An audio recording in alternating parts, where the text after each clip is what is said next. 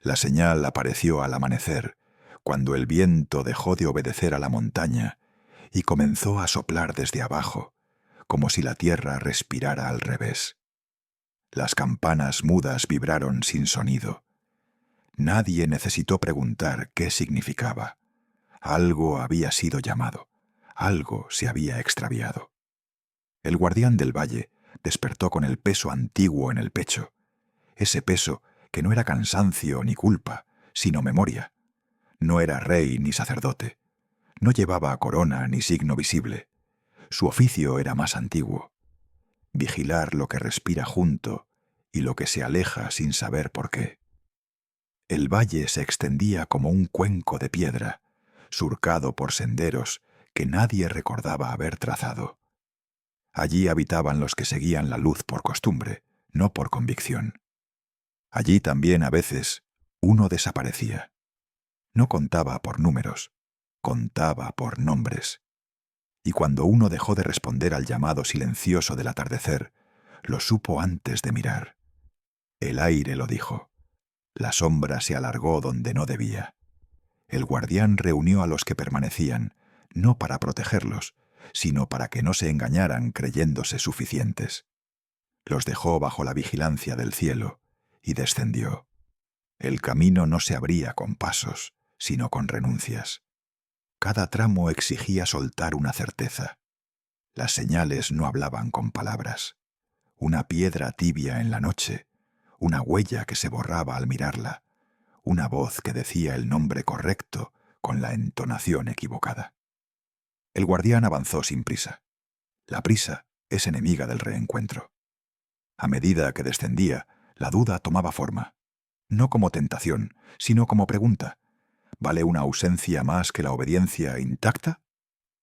El silencio respondía con ecos. El fuego se apagaba y volvía a encenderse. La noche parecía observar. Cada paso era un sí dicho sin testigos.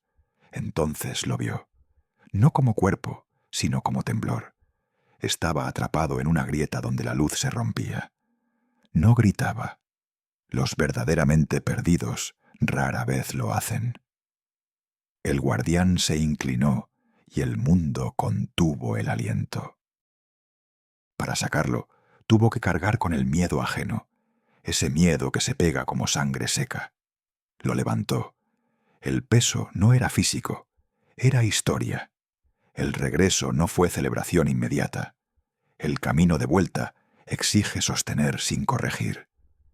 El guardián avanzó con la carga sobre los hombros, escuchando cómo el nombre olvidado volvía a acomodarse dentro del cuerpo rescatado. Al llegar al valle, no anunció victoria. Encendió lámparas. Llamó a quienes aún sabían escuchar. No para juzgar, sino para recordar que el cielo no se equilibra por mayorías. Esa noche, mientras el valle dormía, alguien preguntó por qué tanto esfuerzo por uno solo. Nadie respondió. El viento volvió a obedecer a la montaña, pero algo había cambiado, porque cuando lo perdido es nombrado, incluso lo intacto tiembla. Y el eco del reencuentro siguió caminando solo, buscando oídos dispuestos a perderse para comprender. La señal no fue un sonido, ni una visión clara. Fue una pregunta suspendida en el aire, tan simple que resultaba insoportable. Nadie la formuló en voz alta, pero todos la sintieron clavarse en el pecho. ¿Qué vale más, lo intacto o lo recuperado? En la llanura alta, donde los caminos se repiten hasta borrar la memoria, el custodio enseñaba sin imponer. No hablaba desde tronos ni escribía en piedra. Observaba escenas cotidianas y las dejaba sangrar significado. Allí, la figura del vigilante de rebaños no era extraña. Hombres que conocían el polvo, el frío nocturno y el peso de la responsabilidad. Cuidar no era un acto romántico, sino una carga constante. Y perder uno no era estadística, era herida. El custodio sabía que quienes escuchaban entendían ese lenguaje. Todos habían visto a un guardián abandonar la comodidad del grupo para seguir una huella incierta.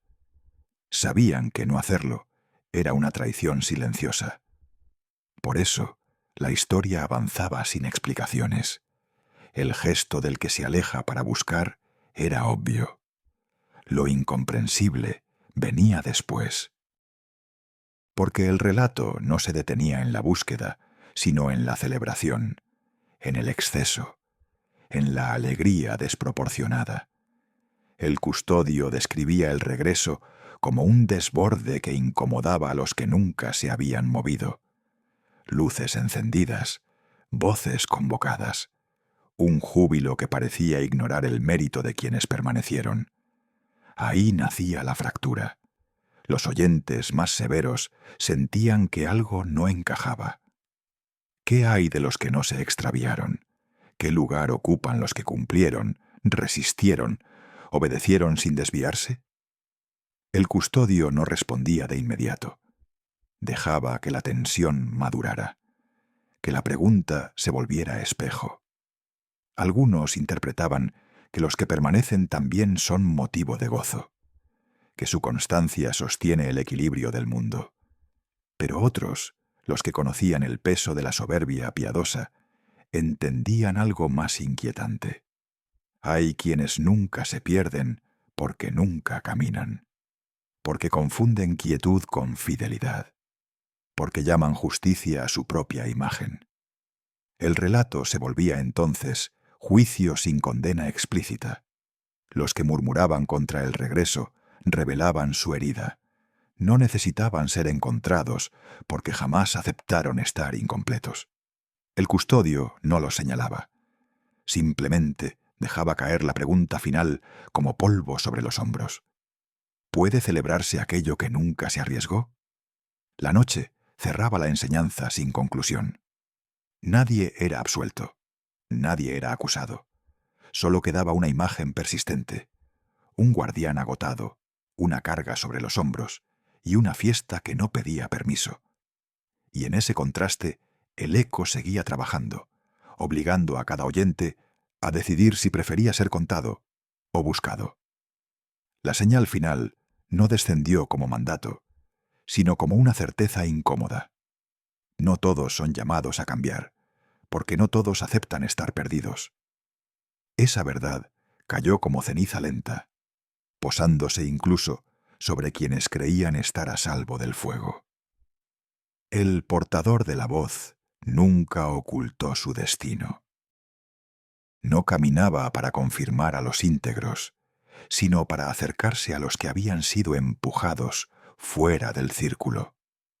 Su presencia incomodaba porque revelaba una jerarquía distinta, no la del mérito, sino la de la necesidad. Allí donde otros veían fracaso, él veía terreno fértil para el reencuentro. Allí donde algunos levantaban muros de rectitud, él abría senderos hacia lo que aún respiraba. La historia insistía, una y otra vez, en la misma imagen. No en el grupo completo, no en la seguridad de lo numeroso, sino en la ausencia, en la grieta, en lo que falta. El relato giraba alrededor de lo que se extravió, fue buscado, fue cargado y finalmente celebrado. Todo lo demás orbitaba alrededor de ese centro incómodo. Porque el verdadero escándalo no era la pérdida, sino la decisión de no resignarse a ella. El portador lo dejaba claro sin decirlo. Si un vigilante de carne abandona la estabilidad para seguir una huella frágil, ¿qué podría esperarse de aquel cuya entrega no conoce reservas? No se trataba de lógica, sino de naturaleza. Buscar era su esencia, rescatar su pulso. Ninguna ausencia era pequeña, ninguna caída definitiva. Los oyentes, acostumbrados a medir valor por cantidad, sentían el golpe. La mayoría tranquiliza, la constancia da prestigio. Pero el portador hablaba desde otro cálculo. Uno solo bastaba para romper el equilibrio del cielo. Porque en su mirada, la totalidad no se construye por acumulación, sino por fidelidad a cada nombre. El relato avanzaba hacia una revelación aún más dura. Lo extraviado no se encuentra a sí mismo. no porque no quiera, sino porque no puede. Su naturaleza es frágil, su orientación limitada.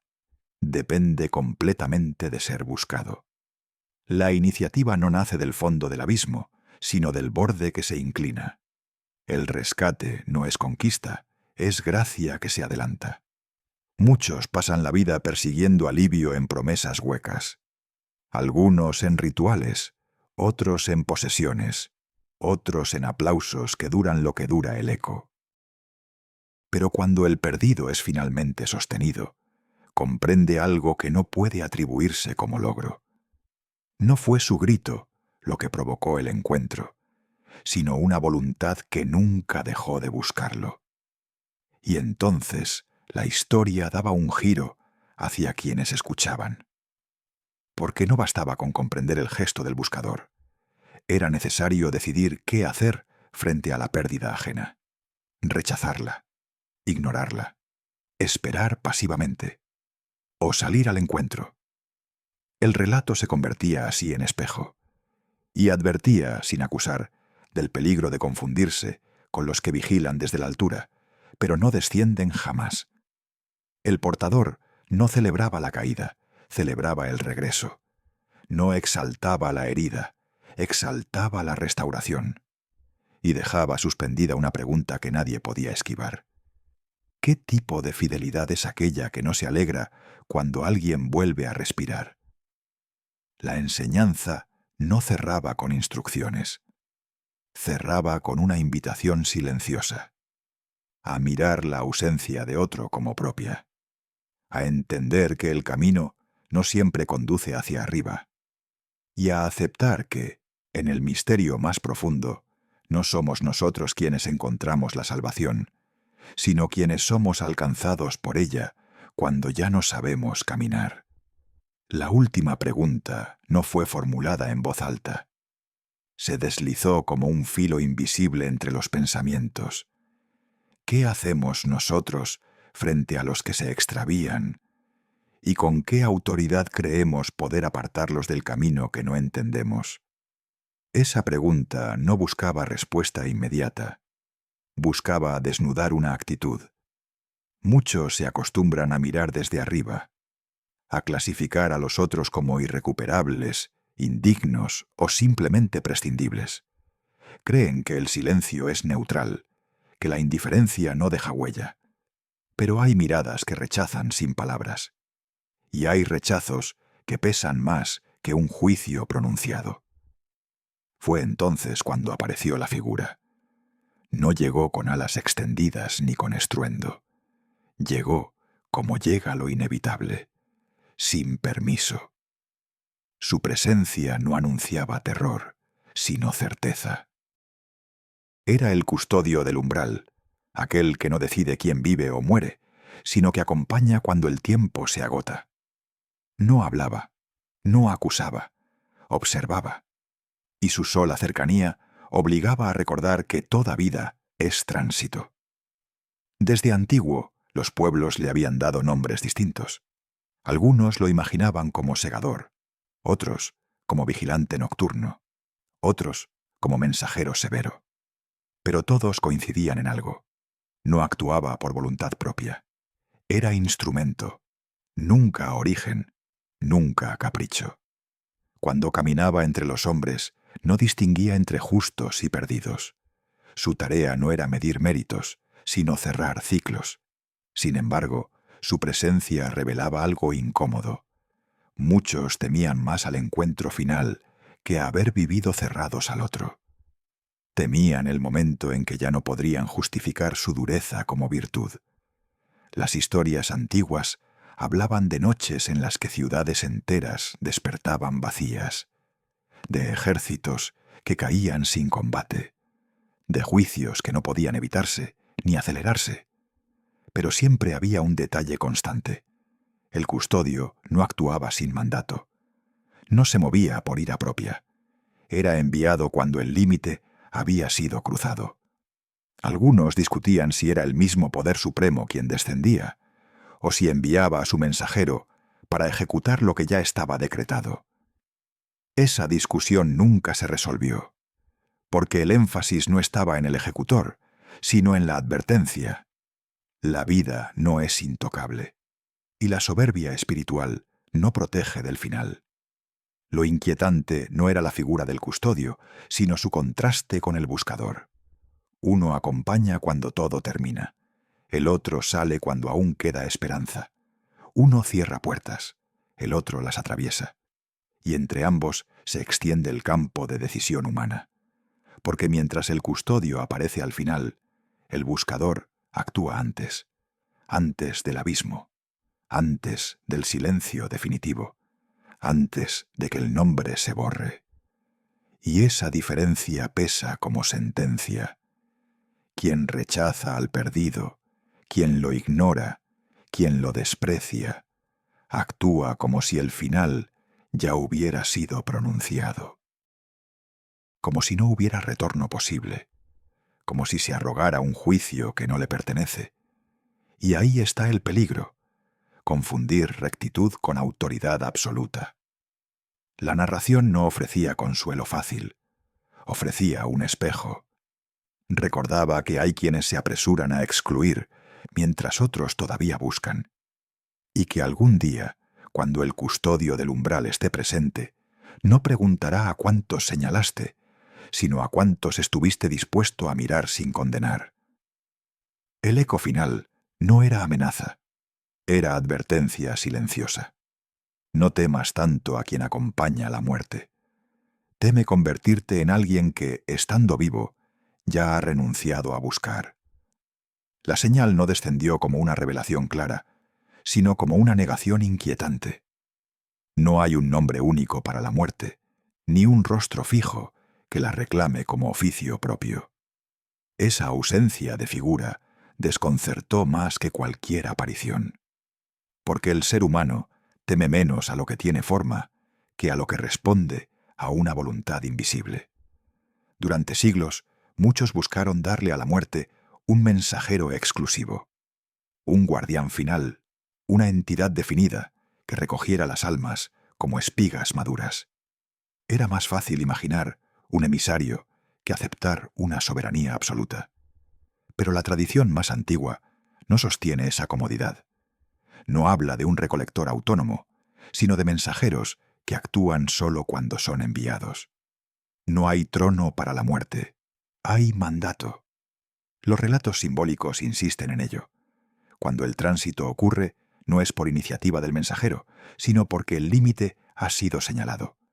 Los enviados no deciden, ejecutan, acompañan, abren o cierran según la orden recibida.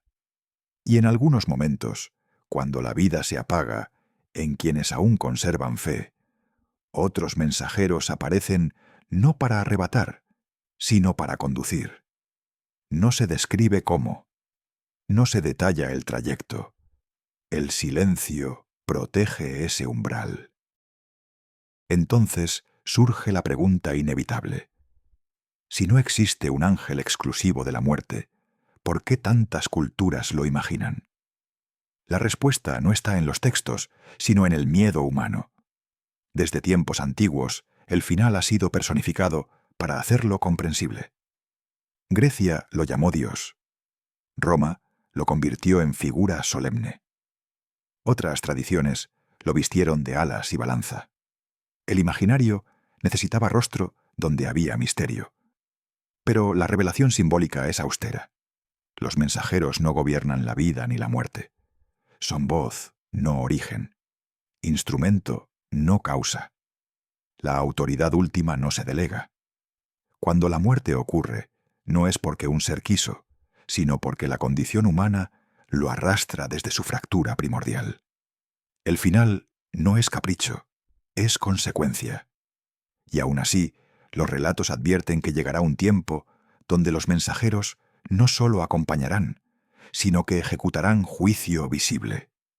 No como venganza, sino como cierre. No como crueldad, sino como consumación. El mundo no se desvanecerá en silencio, será atravesado por decisiones irrevocables.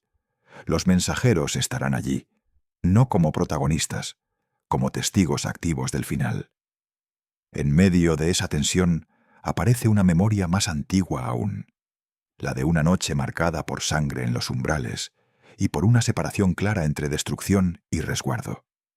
No importa quién ejecutó el acto, importa que hubo señal, que hubo protección, que hubo paso. Desde entonces, la memoria de la liberación quedó unida a la memoria de la muerte evitada. Esa noche dio origen a una celebración que atravesó generaciones, una conmemoración que no gira en torno al final, sino al paso, a la salida, a la promesa cumplida. Con el tiempo, esa memoria se proyectó hacia otro madero, levantado fuera de una ciudad, donde la muerte no fue evitada, sino asumida. Y en ese acto, el significado cambió para siempre. La Pascua no celebra la muerte, celebra que no tiene la última palabra, celebra que el tránsito no es cierre definitivo, que la sangre en el umbral no es fin, sino señal de paso, que la tumba no es destino, sino umbral invertido. Por eso la historia no concluye con el mensajero final, sino con una pregunta abierta. ¿Tememos más a la muerte personificada o a la verdad de que no nos pertenece decidir quién cruza y cuándo? El eco permanece, porque mientras algunos buscan rostro para el final, otros aprenden a leer las señales del paso. La señal apareció como una fecha grabada en la memoria del mundo, un umbral marcado no por números, sino por sangre y espera. No era un día cualquiera, era una noche que separaba lo que fue de lo que ya no podía seguir siendo igual. Mucho antes de que el rito tuviera nombre, la promesa ya había sido pronunciada. Una promesa que no ofrecía comodidad, sino tránsito. Un pueblo sería extranjero, viviría bajo otros techos, respiraría un aire que no le pertenecía. Con el tiempo, la hospitalidad se convertiría en cadena, la protección en dominio y la espera en clamor silencioso. Pero la promesa incluía también un final, no inmediato, no suave, inevitable. El relato no avanza en línea recta, se pliega sobre sí mismo como una herida antigua. Un hijo traicionado por los suyos desciende antes que todos, no por error, sino por preparación. En tierra extraña aprende a administrar la escasez, a leer los ciclos, a sostener vidas ajenas cuando todo falta. Su caída se transforma en sostén, su humillación en salvación temporal. Gracias a él, la descendencia sobrevive. Pero las generaciones pasan, la memoria se desgasta, el agradecimiento muere con quienes lo conocieron. Un nuevo poder emerge, incapaz de reconocer la historia que lo precede. Y lo que fue refugio se convierte en prisión. El pueblo crece, y su crecimiento despierta miedo. El miedo engendra opresión. La opresión se normaliza, hasta que la esclavitud parece orden natural. Entonces la señal vuelve a manifestarse, no como alivio, sino como confrontación. Surge un liberador marcado por el desierto y la duda, portador de una voz que no le pertenece. Su tarea no es negociar, sino anunciar que el tiempo se ha cumplido, que lo que fue tolerado ya no será sostenido, que los dioses de la opresión serán despojados de su apariencia de poder. Las advertencias se suceden como golpes rítmicos. Cada una desmonta una falsa seguridad. Cada una revela la fragilidad de lo que parecía invencible. Pero el corazón endurecido insiste hasta que llega la noche decisiva. No una batalla, una distinción. En esa noche no se pide fuerza ni astucia. Se pide obediencia silenciosa, un gesto simple cargado de significado, un animal sin mancha, un umbral marcado, un alimento consumido con prisa y memoria amarga. No hay tiempo para leudar la espera, no hay espacio para comodidad. Se come como quien está a punto de partir, de pie, alertas, con lo necesario en la mano. La sangre no es violencia, es señal. No grita venganza, grita pertenencia. Marca una diferencia invisible para los ojos humanos, pero clara para el juicio que pasa. Esa noche, la destrucción no distingue méritos, sino señales. Donde hay marca, hay paso. Donde no la hay quiebre. No porque falte compasión, sino porque el límite ha sido cruzado. El amanecer encuentra un mundo cambiado. El poder que oprimía está herido. El pueblo parte, no como fugitivo, sino como llamado. La salida no es ordenada.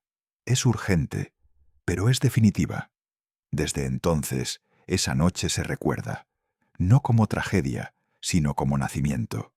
Cada año el rito regresa, no para repetir la muerte, sino para recordar el paso. El pan sin fermento recuerda que no todo puede esperar. Las hierbas amargas impiden romantizar la esclavitud. El relato transmitido a los hijos no es nostalgia, es identidad. Somos los que fuimos sacados, los que cruzamos, los que aprendimos que la libertad comienza en el umbral. La enseñanza final no se explica, se vive. Porque toda Pascua verdadera no mira atrás con orgullo, sino adelante con temblor. Y deja una pregunta abierta, resonando generación tras generación. ¿Qué cadenas seguimos llamando hogar? ¿Y qué noche estamos dispuestos a atravesar para salir? La señal volvió a repetirse año tras año, como un latido ritual que se negaba a desaparecer. No era una fecha arbitraria, sino una memoria encarnada en gestos precisos, en tiempos exactos, en cuerpos preparados para partir incluso cuando no había movimiento. La Pascua no permitía distracción, exigía presencia total. El rito comenzaba con una separación silenciosa. Un animal sin defecto era apartado del resto, no para exaltarlo, sino para marcarlo. Durante días convivía con la familia, respiraba el mismo aire, se volvía cercano. No era una ofrenda distante, sino una vida compartida antes de ser entregada.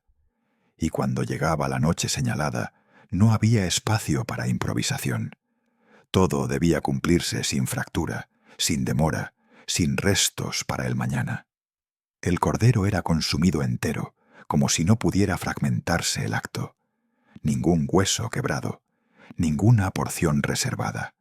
Lo que no se ingería se consumía en fuego. El mensaje era claro, aunque no se explicara. No se negocia con el tránsito. No se administra la liberación en cuotas. Se cruza o no se cruza.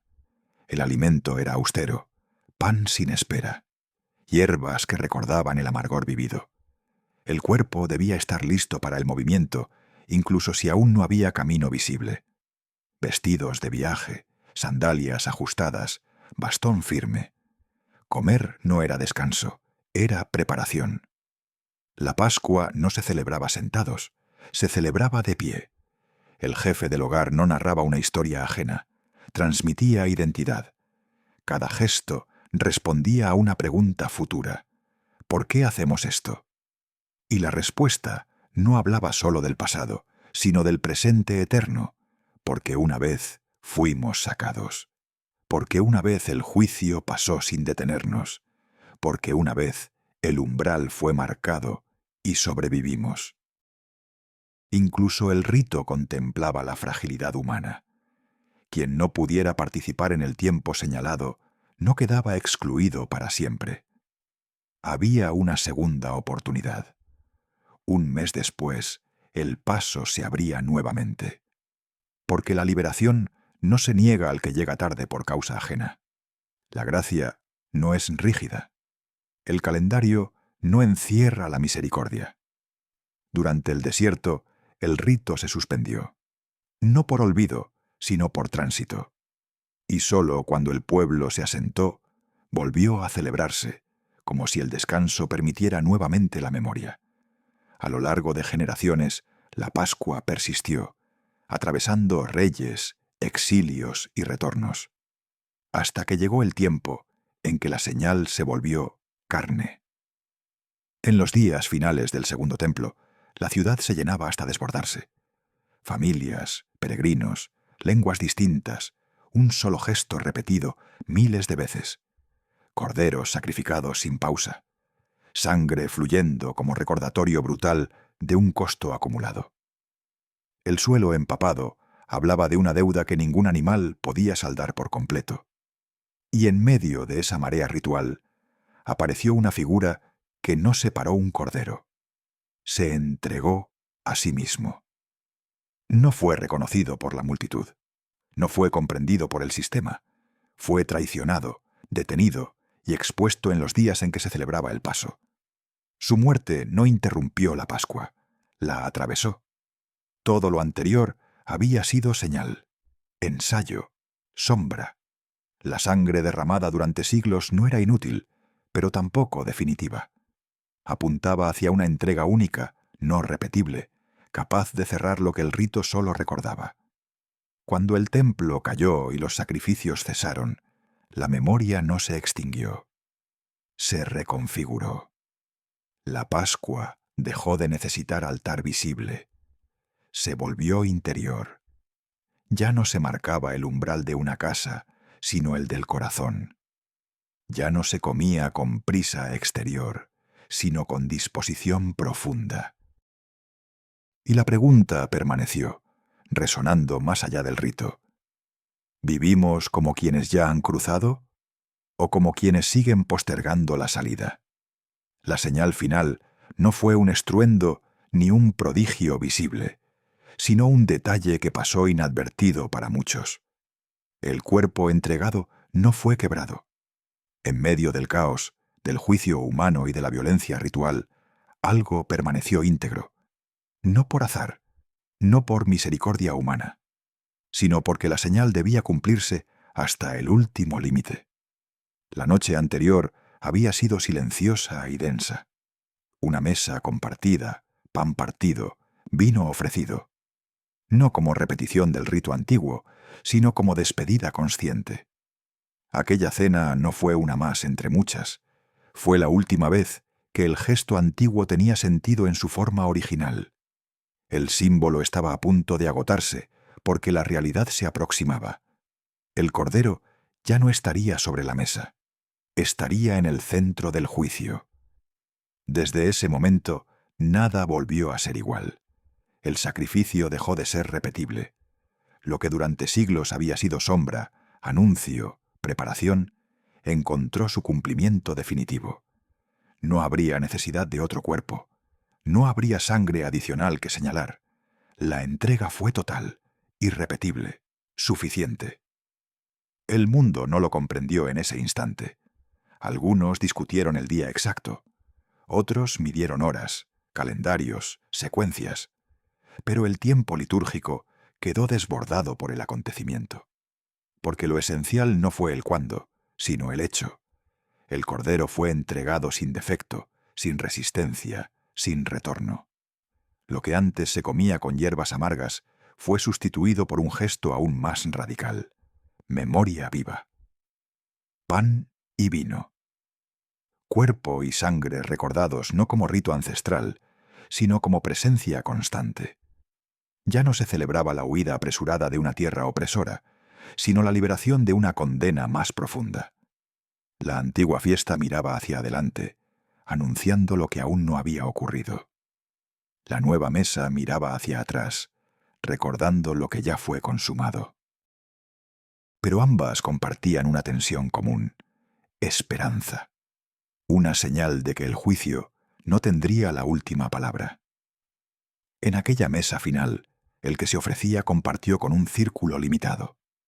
12 rostros, 12 fragilidades, 12 historias incompletas. Pero la promesa no quedó confinada a ese número. Se extendió hacia un banquete futuro, donde la comunión ya no estaría marcada por traición ni miedo, sino por plenitud. Por eso, la antigua celebración no podía continuar como antes. Volver a sacrificar era retroceder, insistir en la sombra cuando la luz ya había irrumpido.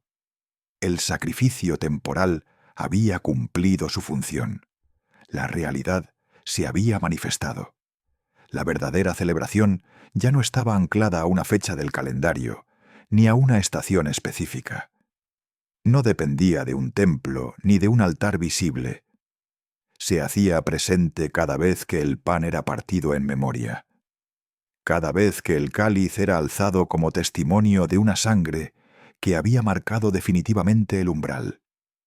La pregunta entonces no era si debía repetirse el rito antiguo, sino si se comprendía el nuevo sentido. Porque la Pascua dejó de ser un evento anual para convertirse en una condición permanente. La ira pasó. El juicio fue desviado.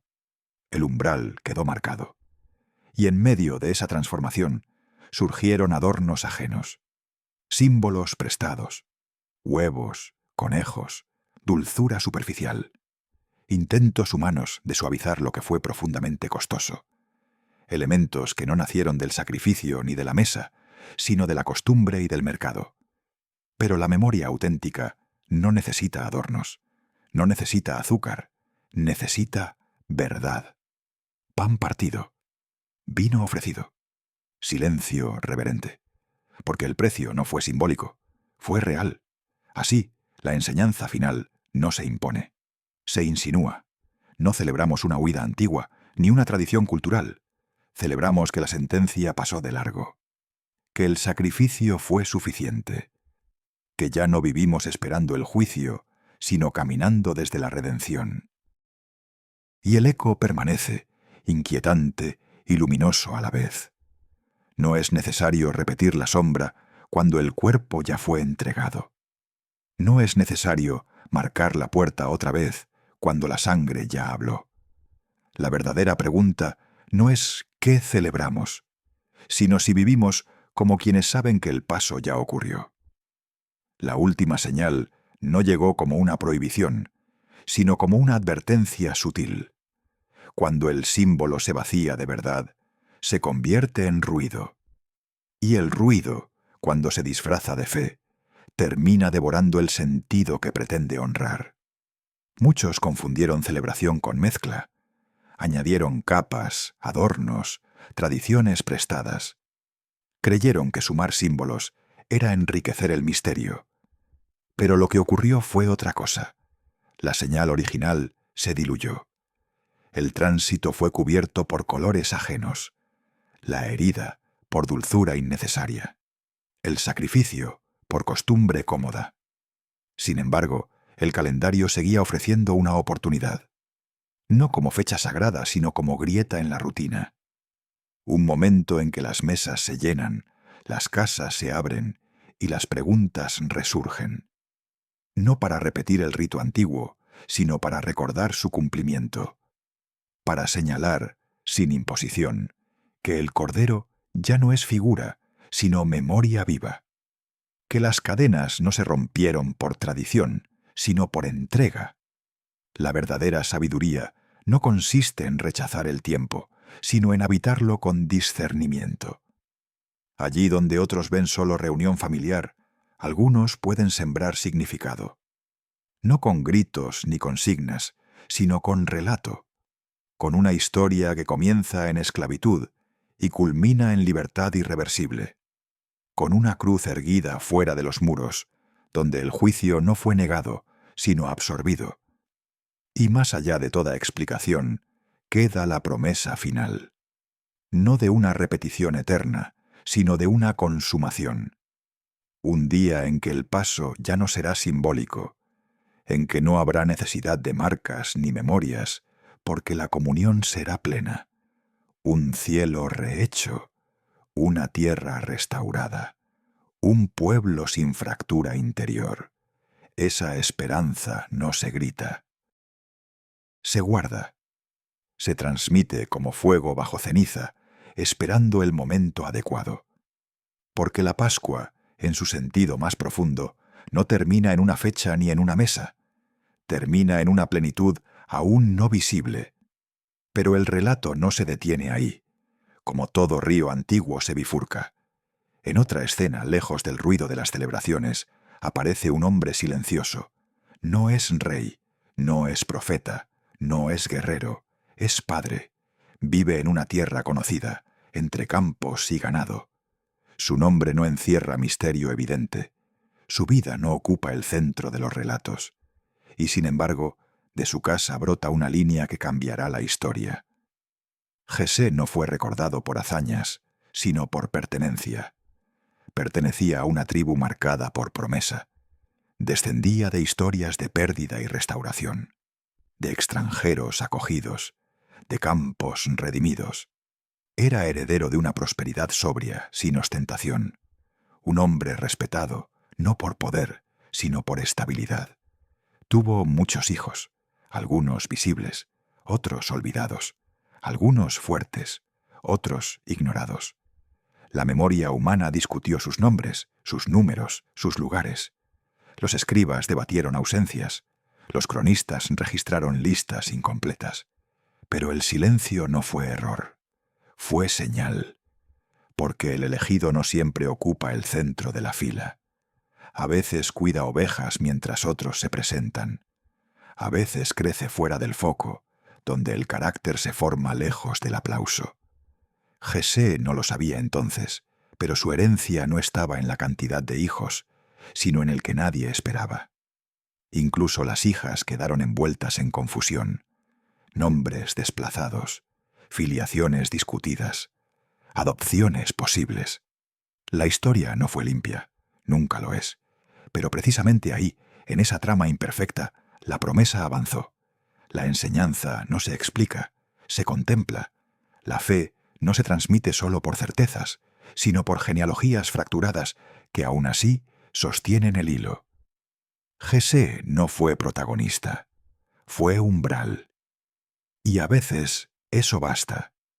Así se cierra el eco, no con una llamada explícita, no con invitación comercial ni promesa inmediata, sino con una imagen persistente, una mesa donde se habla de libertad, un padre anónimo en Belén, un linaje que avanza entre errores, y un cordero que ya no necesita repetirse. La pregunta queda suspendida, incómoda y necesaria. ¿Estamos adornando la señal o transmitiendo el fuego que la originó? La señal final no se manifestó como una revelación luminosa, sino como una insistencia silenciosa. El origen nunca es ruidoso. La raíz no reclama atención. Crece en la oscuridad, mientras otros miran las ramas. Jesé no fue recordado por gestas ni proclamaciones. Su nombre circuló como un murmullo persistente, asociado siempre a otros. Abuelo de reyes, padre de guerreros, umbral de promesas que no parecían conducir a él, pero que inevitablemente lo atravesaban. Su casa fue cruce de caminos, donde lo cotidiano rozó lo eterno sin anunciarse. Desde su linaje surgieron figuras de peso, hombres de guerra, estrategas, líderes cuya fuerza marcó la historia de un pueblo. Joab, Abisai, Asael, Amasa. Nombres ligados al combate, al hierro, a la sangre derramada en nombre de una causa mayor. Pero ninguno de ellos fue el centro del designio. Ninguno portó la señal definitiva. El momento decisivo llegó sin espectáculo. Un profeta anciano cruzó el umbral de Belén buscando un rey, y Jesé hizo lo que cualquier padre haría. Presentó a los visibles, a los fuertes, a los que encajaban en la expectativa. Uno tras otro pasaron ante la mirada que discernía más allá de la apariencia, y uno tras otro fueron descartados. El silencio se volvió incómodo. Entonces surgió la pregunta inevitable, la que desnuda los olvidos. ¿No queda nadie más? Jesé respondió con naturalidad, casi con descuido. Sí, quedaba el menor, el que no estaba invitado porque estaba ocupado, el que cuidaba lo que otros no querían cuidar, el que vivía entre ovejas mientras los demás aspiraban a algo más alto. Nadie pensó que allí estuviera la respuesta. Cuando llegó, no trajo discurso ni gesto solemne. Trajo polvo en los pies, olor a campo, mirada entrenada en la vigilancia nocturna. Y fue en ese instante cuando la señal se manifestó sin palabras. Este es. La unción no fue comprendida. No por Jesé, no por los hermanos, tal vez ni siquiera por el ungido. El acto quedó suspendido como promesa sellada, pero no explicada. No hubo trono inmediato. No hubo reconocimiento público. Solo una marca invisible que exigiría tiempo, exilio y quebranto para desplegarse. Jessé siguió siendo padre, enviando, protegiendo, sosteniendo desde la distancia. Permitió que su hijo fuera músico en una corte inestable. Permitió que enfrentara gigantes que otros temían. Permitió que huyera cuando la envidia se volvió persecución. Y cuando el peligro alcanzó el hogar, aceptó ser llevado a tierras extranjeras para sobrevivir. Así, el anciano padre quedó bajo protección ajena, mientras el hijo se convertía en fugitivo. El orden natural se invirtió. Pero la promesa avanzaba. Durante años, el nombre Hijo de Jessé fue pronunciado con desprecio, como si recordara un origen humilde, como si rebajara la grandeza emergente. Pero el tiempo tiene su propia justicia. Lo que fue insulto se transformó en honor. El linaje que parecía menor se volvió referencia. Y entonces las antiguas palabras comenzaron a resonar con nueva profundidad. No hablaban de palacios, sino de brotes, no de coronas, sino de raíces. La promesa no surgiría de lo alto, sino de un tronco aparentemente seco, de la casa de Jessé, de su silencio fértil. El eco final no glorifica al Padre ni al Hijo como figuras aisladas. Revela un patrón. Lo decisivo nace en lo oculto. Lo eterno elige lo improbable. La historia no avanza por los visibles, sino por los disponibles. Jessé no entendió todo. No necesitó hacerlo. Fue suficiente con no impedir el fluir del designio, con presentar a sus hijos sin manipular el resultado, con aceptar que el elegido no siempre coincide con la expectativa. Y así, la narración se cierra con una imagen persistente. Un anciano en Belén, un campo al fondo, un linaje que atraviesa generaciones imperfectas y una raíz que sigue dando fruto mucho después de que el nombre del Padre parece haberse desvanecido. La pregunta queda suspendida, sin respuesta cómoda. ¿Estamos ocupados mostrando lo visible o cuidando en silencio aquello de donde nacerá lo que aún no comprendemos?